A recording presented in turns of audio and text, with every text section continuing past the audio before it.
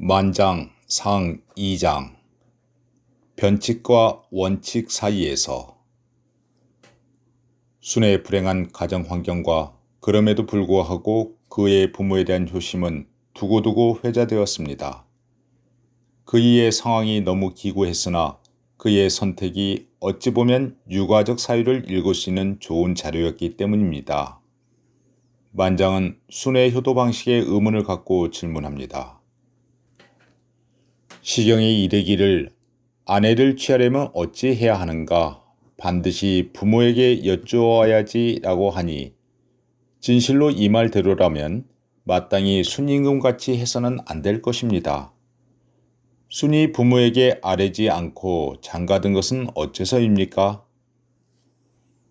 부모에게 여쭈었다면 장가들지 못했을 것이니 남녀가 한 집에 거처하는 것은 사람으로서 큰 윤리인데 만일 부모에게 아뢰었다면 사람의 큰 인륜을 패하여 부모를 원망하게 되었을 것이다.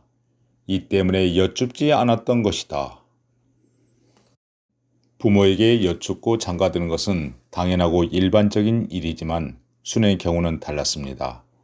만일 여쭈었다가 허락을 받지 못하면 이에 따른 모든 원망을 부모에게 돌릴 것이므로 차라리 알리지 않았던 것입니다.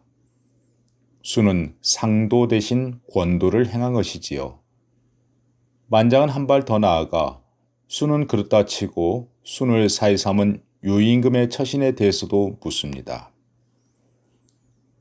순이 여쭙지 않고 장가든 것에 대해서는 이미 들었습니다만 유임금이 순을 사이로 삼으면서 그 부모에게 알리지 않은 것은 어째서입니까? 유임금 또한 부모에게 알리면 사이로 삼을 수 없다는 것을 알았기 때문이다. 유임금의 순에 대한 배려의 마음을 보여줍니다. 만일 순이 장가드는 사실을 고했다가 부모가 좋아하지 않는다면 순은 아버지의 명을 차마 어기지 못했을 것이고 유임금 또한 억지로 하기 어려웠을 것이기 때문입니다. 따라서 유임금은 군주의 명령을 앞세워 대범하게 상황을 돌파해 나갔던 것입니다. 이어서 만장은 동생 상을 편애하면서 순을 죽이려고 작당했던 비극적인 가정사와 순의 처신에 대해 다음과 같이 구체적으로 적고 있습니다.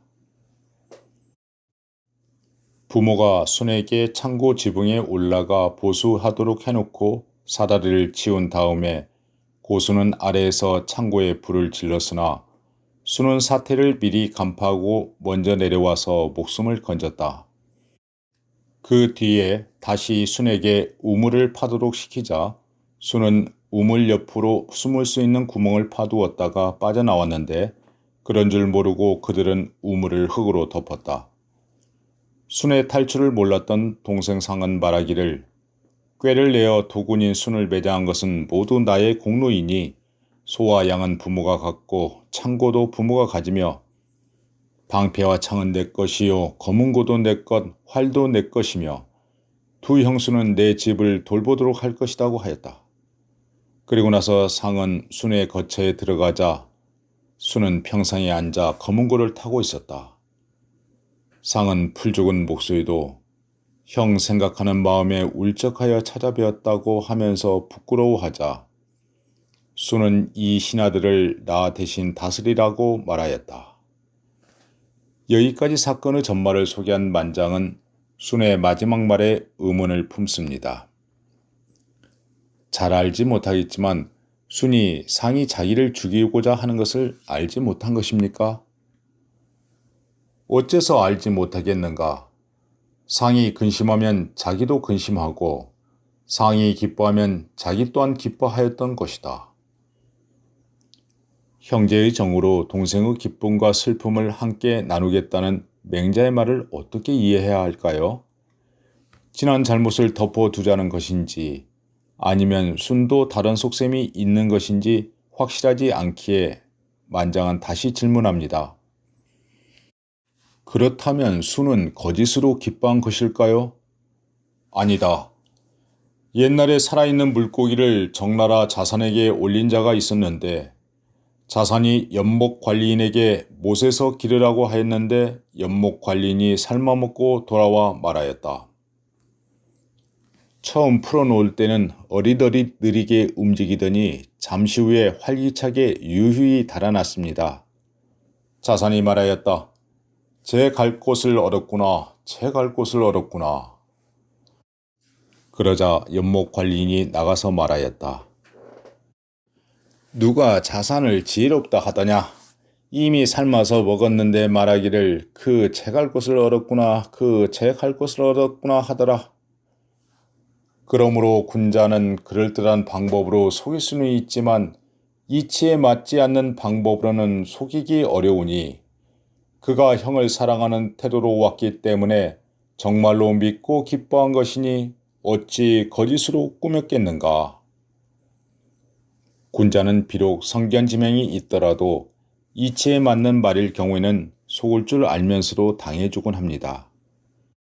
이치에 따르는 삶을 소중하게 생각하기 때문이죠. 동생 상은 본래 형을 사랑하는 마음이 조금도 없었지만 말을 꾸며대며 형님 생각하는 울적한 마음에서 왔습니다고 한 것은 그가 이치에 맞는 도리로서 말한 것입니다. 그 말 자체에 이상할 것이 없으므로 맹자는 순히 거짓으로 기쁨을 흉내낸 것이 아니라고 보았습니다.